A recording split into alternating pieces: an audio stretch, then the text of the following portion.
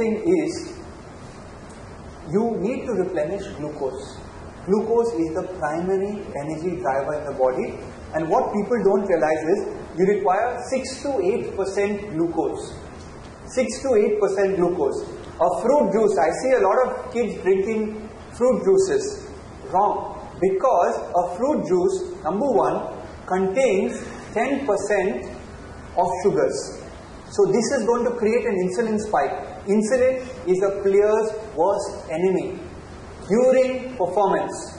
Post-performance, insulin is your best friend because it pushes all the nutrition to the cell. I repeat, insulin is your worst enemy during performance, during game, during training. Post-performance, post-game, post-training, insulin is your best friend. Why? Because insulin, when released into the body, is like a police cop. If all of you are outside and you were forced to come inside, there would be a moderator who pushes you in. That moderator is insulin. During a game, you don't want insulin interfering with your energy cycle. Post-game, you want all the nutrition to be pushed into a cell. Okay? 5:1. You can drink up to 2 liters of sports drink a day, but parents come to me and say, my child plays 1 hour of tennis a day. 1 hour of tennis a day, water, nimbu pani is perfect. As a nutritionist, I will tell you, you don't need a sports drink. But when it gets into serious tennis, 3 hours or plus per day, you can safely drink up to 2 liters of sports drink during 2 sessions of the day. A liter in the morning, a liter in the evening. The balance amount can be water, which can be another bottle of water and a sports drink bottle. My favorite, as a nutritionist, we are taught in nutrition school that always stick to natural. The world's best source of sports drink is actually coconut water. But I think nowadays it's even more expensive than Gatorade or Isostar, Lucozade. Okay, coaching nutrition. I divide it into 2 parts. One part is the training part and one part is the competition.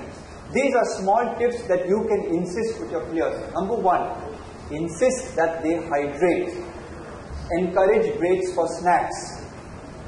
Make sure players eat as soon as the session is over. This is very, very important. A lot of the coaches are doing this, but let me tell you, you need to get fanatic about it. You need to get fanatic about it because if you don't start the habit when they are young, I am facing this problem with my senior players. I tell them, okay, as soon as you put your kit down and all, you need to have your glucose mixed with a protein shake. You shake that up, you drink that, you have your apple, you eat it. Oh, Ryan, I eat so much. Let me reach home and then I will have this. You have a 180-minute window after your game. 180 minutes. You should try and get all this nutrition in the first 20 minutes, 60 minutes, 1 hour, 2 hours. But players are not doing that. As a result, the muscle begins to break down. Okay? Did you face this problem? Players say that I don't feel like eating. Yeah? You played too much of tennis. I don't feel like eating. It's too hot.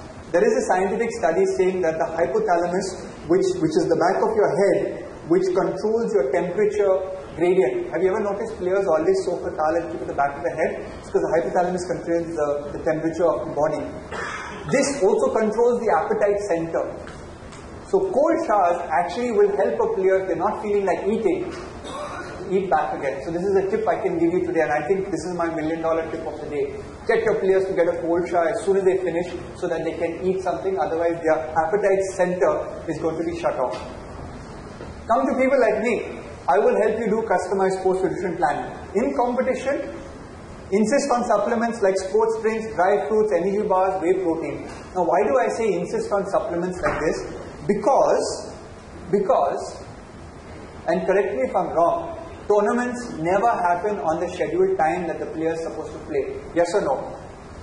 Yeah? So you're there as a coach and you're all nervous because you're playing this person for so long and this person's lunchtime is 2 o'clock, but you suddenly get an intimation that 3 o'clock is dropped. Oh, you know what? Mr. Ryan said, please control what you're eating in the last 3 hours. Okay, he said, 1 hour before the game you need to take maybe a chicken sandwich with a smoothie. Okay sir, I'm eating chicken sandwich smoothie, but you know what, it's my lunchtime, I feel like eating.